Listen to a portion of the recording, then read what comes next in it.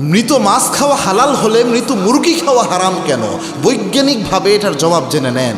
অনেক ইসলাম নিয়ে সন্দেহ করে এরকম ব্যক্তি যদি আপনাকে এই প্রশ্নটা করে, অনেক সময় কিন্তু আপনি ঘাবড়ে যেতে পারেন যে এটার জবাব কি হতে পারে, যে আল্লাহ মৃত মাছকে হালাল করলেন কিন্তু মৃত মুরগিকে আল্লাহ কেন হারাম করলেন? বর্তমান মেডিকেল সায়েন্স এটা প্রমাণ করেছে। মনে রাখবেন, সুস্পষ্টভাবে যে কোনো প্রাণী, শুধুমাত্র মাছ ছাড়া যে কোনো মোটামুটি প্রাণী যেগুলো স্থলে চলে, এরকম বেশিরভাগ প্রাণী এগুলো মৃত অবস্থায় খাওয়া হারাম। এবং কি আল্লাহ রাব্বুল আলামিন স্পষ্ট ঘোষণা, হুররিমাত আলাইকুম মাইতাতু ওয়াদ-দামু ওয়া লাহমুল খিনজির, আল্লাহ স্পষ্ট বলেছেন মৃত প্রাণী তোমাদের জন্য আমি আল্লাহ হারাম করেছি।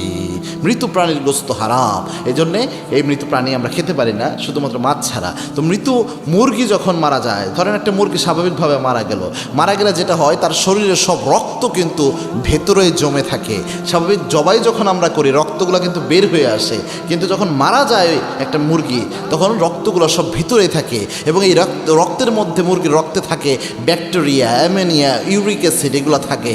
এগুলো দ্রুত তার শরীরে মিশে বিষাক্ত আকার ধারণ করে, যা আপনি যদি খান আপনার শরীরে মারাত্মক ক্ষতি হতে পারে। এরকম বিষক্রিয়া এগুলোর মধ্যে থাকে।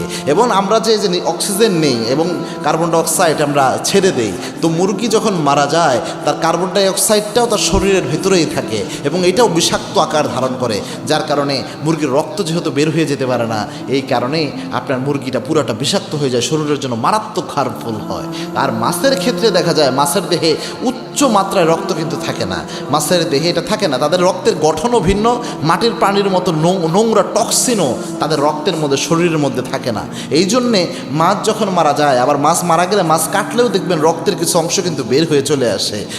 মাছের যে গোস্তটা আছে, গোস্তের সাথে রক্তটা মিশে যায় না, রক্তটা একটা জমা বাঁধা হয়ে যখন আপনি মাছ কাটেন, মাছ কাটার পরে পরিষ্কার করবেন, দেখবেন রক্তটা বের হয়ে চলে আসে, যার কারণে মাছের মধ্যে ওই ক্ষতিকারক জিনিসটা থাকে না।